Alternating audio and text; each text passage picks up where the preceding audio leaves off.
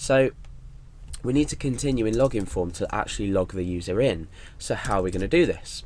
First of all, we need a query, and this is going to be equal to select, and we need to select the username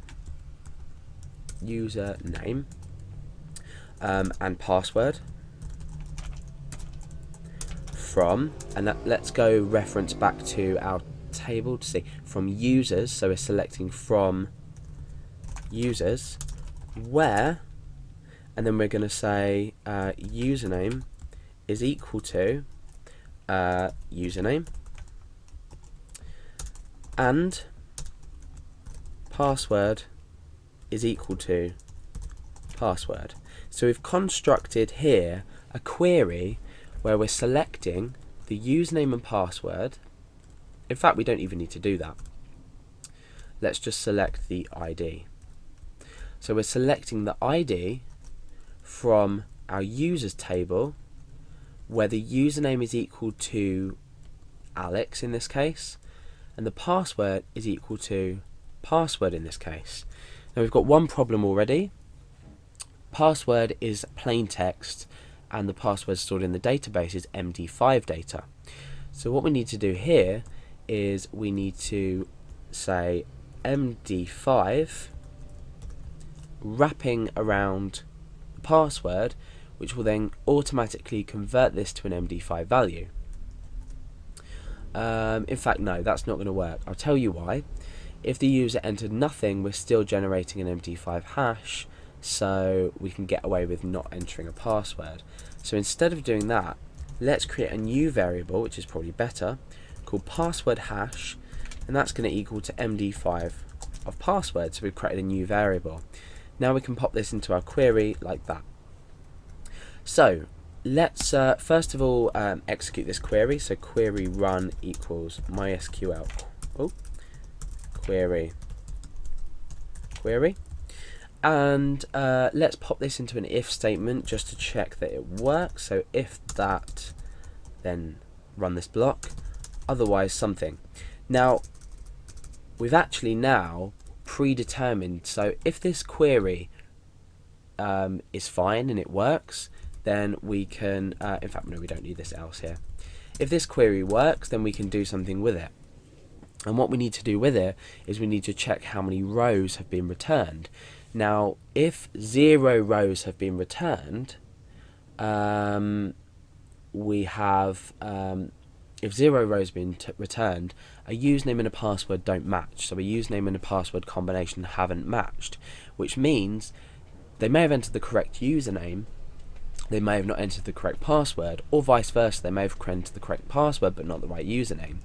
So we need to create a check in here. First of all, we'll say query num, and that's, or num rows would be better, and that's equal to MySQL num rows of our query that we've run.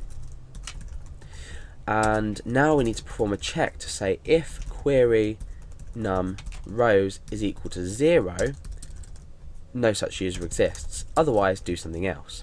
So here we're going to say echo invalid username password combination. Okay, so we've executed our query. As long as the query is structured properly and it makes sense, we're going to continue with this code here. Then we're creating a value of the number of rows returned.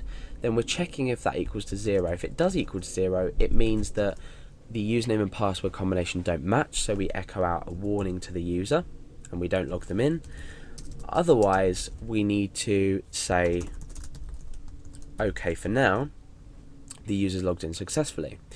So let's use this as an example. So let's go back to our users table. We've got Alex in the password, which I think is pass123, but the MD5 hash. Remember, we convert the MD5 hash automatically when we process the login. And then we have various bits of information which aren't important just now. So let's try a user login that's incorrect. So I'm going to type Billy and pass123. Now bear in mind that pass123 exists in the database, but it doesn't exist next to Billy. So let's click login. We've got invalid username password combination. So our SQL query was structured correctly, but it returned no rows. Now, otherwise, we want to say if query num rows equals 1, then we can echo OK, because we're never going to echo 2 rows because the username is not going to exist twice. We're not going to have users on our website with the same username. So now let's try this with Alex and pass one. I think I typed pass, yep, pass 123, and click login, and it says OK. So now let's return some of the data that we've been processing so we can make sure that we know, well, we already know it matches. But let's echo out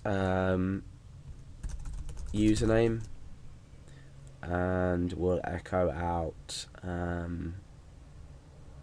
we'll just echo out the password hash so you can see how this is working.